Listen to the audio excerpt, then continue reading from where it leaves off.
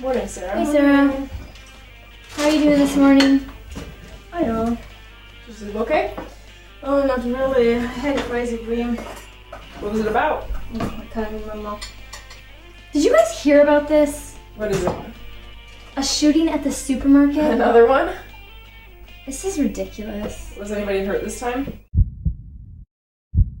3 dead, 3 wounded in hospital. Really? Oh, goodness. It's all bad news all the time. Somebody should do something about it.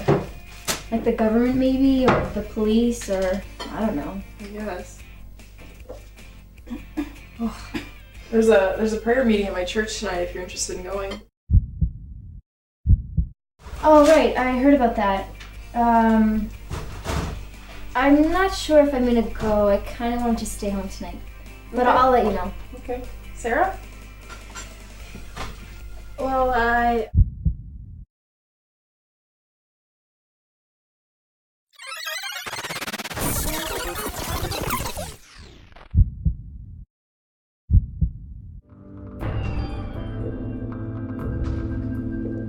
Less than 1% of the population in Ireland is evangelical, has a living relationship with Jesus Christ.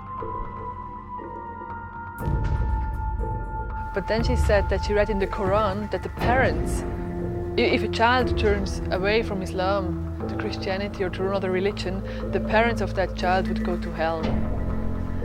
And there was such a deep hurt. Evangelical population very, very small, and so religion is high. But also then you've got that mixed with drink and alcohol and suicide. Huge problems in Ireland.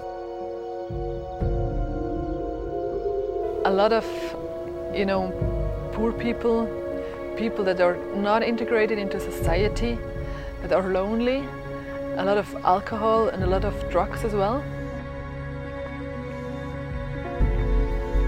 Even if you look at the issue of street children, we think this is something which happens in Asia, which happens in Brazil.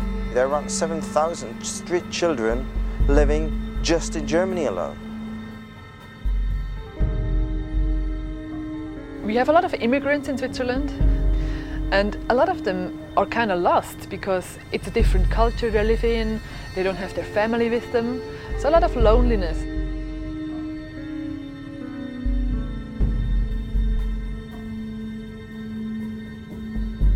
They said, "Where is your mother?" And she said, "Well, my mother is not here, she's at work." And then they said, "Well, are you alone here?" And he said, "Yes, I'm alone here. I'm alone here every evening. My mother is always going to work at 5 in the evening and she comes home at 3 or 4 in the morning. In a city of Zurich, everything is organized and things, but there are still families which are alone, which have no contacts. Little girls like 9 years old stay alone, home alone all day because the mother is sleeping and at night she's working. It touched my heart. There's a great need."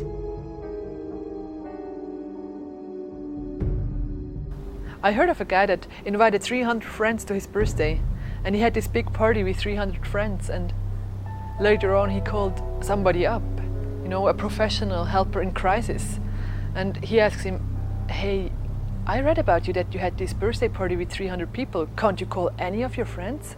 "No, I can't call anybody. None of the 300 he would be able to call.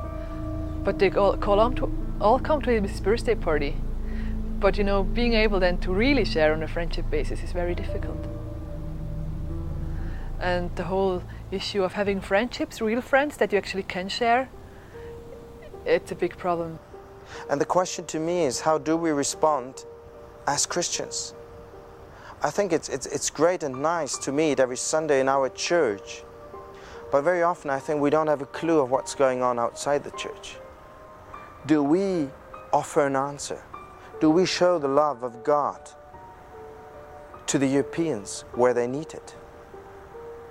Or do we close our eyes, just celebrate our own, us being saved, but don't serve the people of Europe where they need help? At one day that we discovered that one family in our neighborhood had very severe difficulties with their daughter.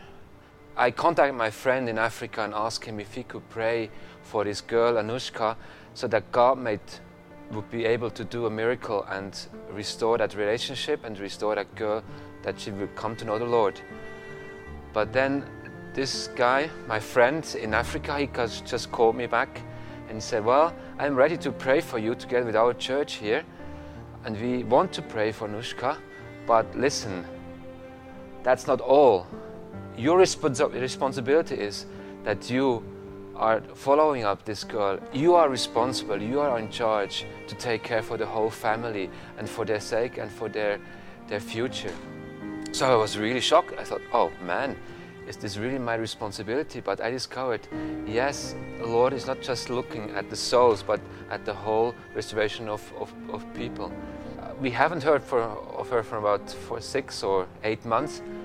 All of a sudden she knocked at our door and she asked if she could talk with me. And I started to share with her the gospel, and she said, well, I've never heard something like that. And I asked her if she would be ready that I could pray for her. She said, oh, here? Can we pray here? I said, yes, I would like to pray for you. So I prayed for her, and at the end she had tears in her eyes and said, I never had something like that. Can you continue to pray for me?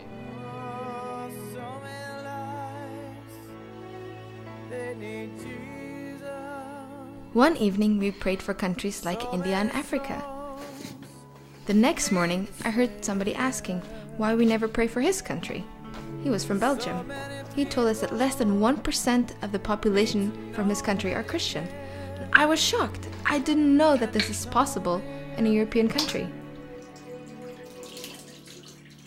A few months later I went to an outreach in Belgium, and I felt God's heart breaking for his children. I always said that I would never go into missions, but I knew I had to go to Europe.